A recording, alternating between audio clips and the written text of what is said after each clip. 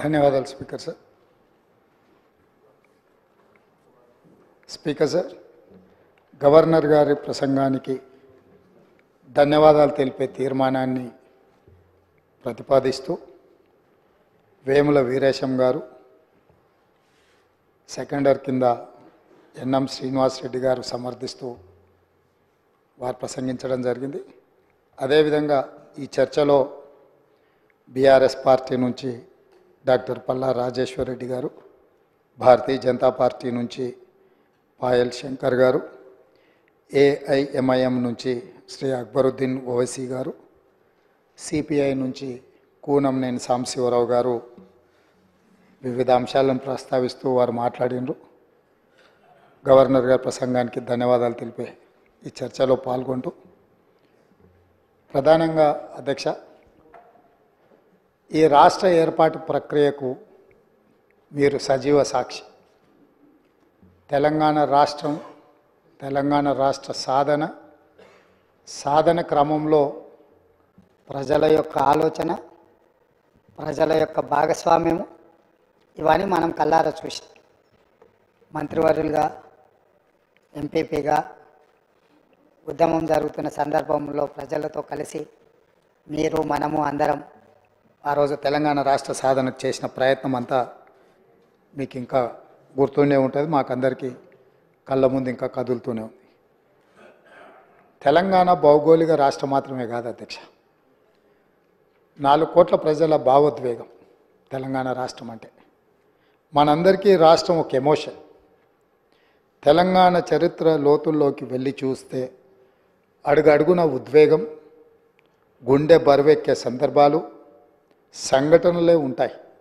ఇలాంటి సంఘటన సుదీర్ఘ పోరాటం, వందలాది ప్రాణ త్యాగాలు, విద్యార్థులు ఫనంగా పెట్టిన జీవితాలు తెలంగాణలో తండాలలో, గూడాలలో, మారుమూల పల్లెల్లో మనకు కనిపిస్తాయి. ఏది ఏమైనా జూన్ 2, 2014 ఈ నేపథ్యంలో తెలంగాణ రాష్ట్రం ఏర్పడ్డది. ఈ రాష్ట్ర ఆవిర్భావము, గొప్ప ఆశయాలు, అద్భుతమైన కళలతో 4 కోట్ల ప్రజలు తమ జీవితంలో ఒక కొత్త ప్రయాణాన్ని మొదలుపెట్టినారు అధ్యక్ష. ఎన్నో ఆకాంక్షలు, ఎన్నో ఆలోచనలతో 60 సంవత్సరాల సుదీర్ఘ పోరాటంలో కన్న కళలను నిజం చేసుకోవాలన్న ఆలోచనతో, ఉజ్వల భవిష్యత్తు ఉండాలని, బడుగు బలైన దళిత గిరిజన మైనారిటీ వర్గాలు, మహిళలు తమకు రక్షణ ఉంటుందని, తమ జీవితాలలో వెలుగు వస్తుందని, తాము ఆశించిన, తాము సాధించుకున్న తెలంగాణలో తమ కళలు నెరవేరుతాయని ఆకాంక్షించారు అధ్యక్ష.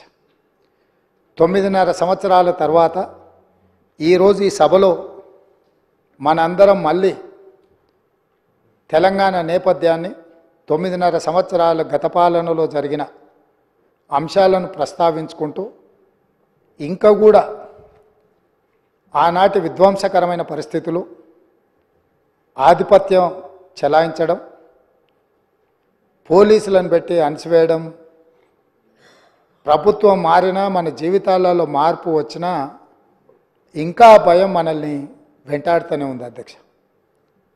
ఎందుకు నేను ఈ మాట చెప్తున్నా అంటే, ప్రజలు వ్యక్తులకు, కుటుంబాలకు వ్యతిరేకంగా స్పష్టమైన తీర్పునిచ్చి మీ విధానాలను, మీ ఆలోచనలను, మీ విధ్వంసకరమైన ధోరణిని మేము తిరస్కరించినము.